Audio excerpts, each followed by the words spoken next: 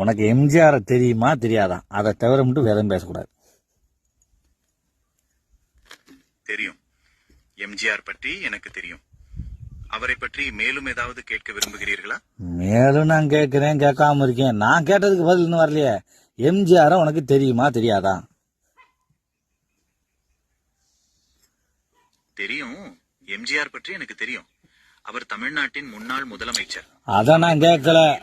அந்த கதையை நான் கேட்கல. அவர் தமிழ்நாட்டு முதலமைச்சர், முன்னாடி நடிகர், எல்லாமே எங்களுக்கு தெரியும். உனக்கு எம்ஜிஆர் தெரியுமா? தெரியும். எம்ஜிஆர் பற்றி எனக்கு தெரியும். இந்த வாழ கோலவாளான்னு மதுரைக்காரன்ட்ட பேசக்கூடாது. வெறியாகி போயிருவேன். சரியா? நான் கேட்டதுக்கு பதில் எம்ஜிஆர் உனக்கு தெரியும் தெரியாது, ரெண்டே வரியில முடிக்கணும். சொல்ற புரிஞ்சா இல்லையா? சரி, புரிகிறது. எம்ஜிஆர் பற்றி எனக்கு தெரியும். அப்படி இருக்கணும், கம்மன் இருக்கணும். சரியா? அண்ணன் வந்து ஆப் ஸ்டாப்லாம் கரெக்டா வீட்டுக்கு போயிருவேன். தெரியுமா தெரியாதா அவனுக்கு?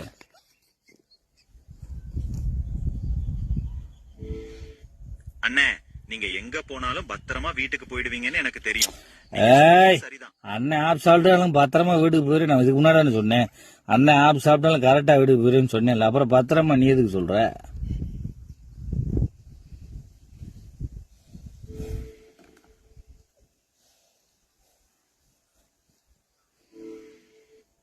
ஆமா அண்ணே, நீங்க பத்திரமா போயிடுவீங்கன்னு சொன்னீங்க. நானும் உங்க மேல அக்கறையில பத்திரமான்னு சொன்னேன். சரிங்க அண்ணே, நீங்க சொல்றது சரிதான்.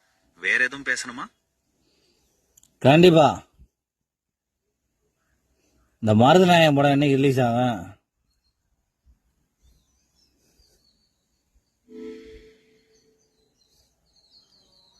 மருதநாயகம் திரைப்படம் இன்னும் அதிகாரப்பூர்வமாக வெளியிடப்படவில்லை. ஆனால் மீண்டும் தொடங்கப்படலாம் என்று செய்திகள் வருகின்றன. இது பற்றிய சமீபத்திய தகவல்களை பெற நீங்கள் திரைப்படத்தின் தயாரிப்பாளர்கள் அல்லது அதிகாரப்பூர்வ தகவல்களை சரிபார்க்கலாம். அப்ப அவங்க நம்பரை வாங்கி எனக்கு அனுப்பிவிடு. மன்னிக்கவும், என்னால் மருதநாயகம் திரைப்படத்தின் தயாரிப்பாளர்களின் தொடர்பு எண்ணை கண்டுபிடிக்க முடியவில்லை. அப்புறம் ஏன் நீ இருக்க? உன்னைய வர நாங்கள் காசு கட்டி நட்டு காசு போட்டு தேடிக்கிட்டு. சரி, அதை விடு. 2026 எங்க அண்ணன் விஜய் அண்ணன் ஜெயிப்பாரா? 2026 ஆண்டு தேர்தலில் விஜய் அண்ணன் வெற்றி பெறுவாரா என்பது அவரது தலைமையிலான கட்சியின் வியூகம், மக்கள் செல்வாக்கு, பிற காரணிகளை பொறுத்தது. தேர்தல் முடிவுகளை நாம் பொறுத்திருந்து பார்ப்போம். உங்களுக்கு வேற ஏதேனும்? சரி, 2026 நீ யாருக்கு ஓட்டு போடுவ?